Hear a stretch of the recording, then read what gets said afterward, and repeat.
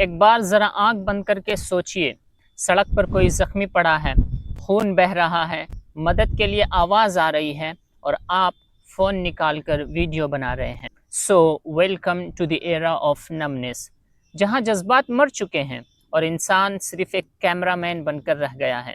وہ کہتے ہیں نا، سب سے بڑی موت وہ نہیں جو قبرستان لے جائے، بلکہ وہ ہے جو تمہیں بے ضمیر بنا دے۔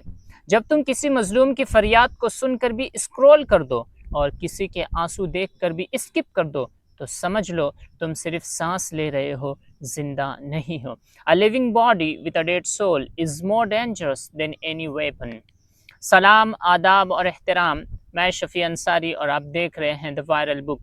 آج کی اس ویڈیو میں ہم بات کریں گے ایک بہت ہی اہم ٹاپک پر، جس سے ہمارا معاشرہ اور ہماری سراؤنڈنگز بہت زیادہ متاثر ہو چکا ہے، اور وہ ہے ہماری بے حسی۔ اور آپ ریلیٹ کر پائیں گے کہ ہر گزرتے دن کے ساتھ ہماری بے حسی اور مردہ دلی میں بڑھوتری ہوتی جا رہی ہے، اور کہیں نہ کہیں ایک انسان ہونے کے ناطے، ایک مسلمان ہونے کے ناطے، and being a follower of prophet Muhammad peace be upon him, ہم اپنی تعلیمات سے دور ہو گئے۔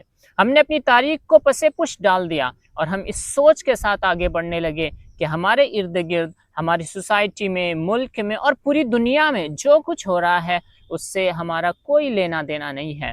We have nothing to do with those۔ وہ جس کے ساتھ ہو رہا ہے اس کے ساتھ ہو رہا ہے، لیکن اس موقع پر راحت اندوری صاحب کے وہ اشعار ہمارے کانوں کو کھڑا کرنے کے لیے اور دل پر ایک چوٹ لگانے کے لیے کافی ہے کہ لگے گی آگ تو آئیں گے گھر کئی زد میں، لگے گی آگ تو آئیں گے گھر کئی زد میں، یہاں پہ صرف ہمارا مکان تھوڑی ہے۔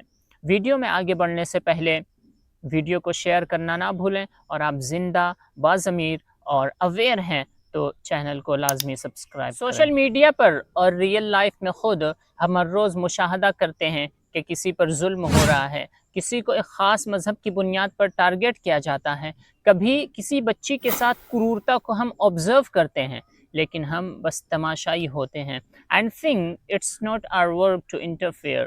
یہ ہماری بے حسی نہیں تو اور کیا ہے۔ Humanity is no longer dying، it's already dead and we buried it under our silence۔ جب تم ہاتھ سے کسی کو نہیں مارتے، جب تم زبان سے کسی کو گالی نہیں دیتے، لیکن کسی کے ساتھ یہ سب ہوتا دیکھ کر تم چپ رہتے ہو تو تم ظالم کے صف میں کھڑے ہو، تم خاموش گواہ ہو ایک ایسے جرم کے جو تم نے روکا نہیں۔ And history never forgives the silent spectators۔ تمہاری بے حسی اور تمہاری خاموشی کل تمہیں بھی ڈس سکتی ہے۔ جو ظلم آج کسی اور کے ساتھ ہو رہا ہے وہ کل تمہارے دروازے پر بھی آ سکتا ہے، اور جب تم پکارو تو شاید کوئی آواز نہ آئے، کیونکہ تم بھی کبھی کسی کی پکار پر خاموش رہے تھے۔ Don't wait for the fire to reach your home۔ Raise your voice when you see the smoke in your neighbor's house۔ آج پوری دنیا میں کیا ہو رہا ہے؟ فلسطین میں ظالم اسرائیل نے 60,000 سے زائد لوگوں کو موت کے گھاٹ اتار دیا۔ بچے، بڑے، بوڑھے، عورتیں دانے دانے کو ترس رہے ہیں۔ چائنا میں ایغور مسلمان قید و بند کی زندگی گزار رہے ہیں، اور خود ہمارے اس ملک میں پڑھے لکھے نوجوان اور ہونہار نوجوانوں کو جھوٹے الزامات میں پھنسا کر سلاخوں کے پیچھے ڈال دیا جاتا ہے، اور ہم کیا کر رہے ہیں؟ بس خاموش ہیں۔ We are silent۔ جبکہ نبی رحمت صلی اللہ علیہ وسلم نے فرمایا کہ میری امت ایک جسم کی مانند ہے، اگر جسم کے کسی حصے کو تکلیف پہنچے تو پورا جسم اسے محسوس کرتا ہے۔ If one part of the body is in pain, the whole body feels it۔ That was the teaching, but today we don't even blink۔ بے حسی صرف خاموشی نہیں ہوتی، یہ دراصل ظالم کے ہاتھ مضبوط کرنے جیسا ہے۔ تمہاری چپی اس چیخ سے زیادہ خطرناک ہے جو کوئی مظلوم اپنی آخری سانسوں میں مار رہا ہوتا ہے، اور یاد رکھیے، ظالم سے زیادہ خطرناک وہ ہوتا ہے جو سب کچھ دیکھ کر بھی خاموش رہتا ہے۔ Silence in the face of oppression is not neutrality، it's betrayal of humanity۔ ہماری دعائیں بھی اب سچی نہیں رہیں، کیونکہ جو انسان کسی مظلوم کے لیے اٹھ کر کچھ نہ کر سکے، اس کا دعا کرنا محض ایک رسم ہے۔ انسان وہ نہیں جو صرف سانس لے، انسان وہ ہے جو کسی کے درد کو محسوس کرے۔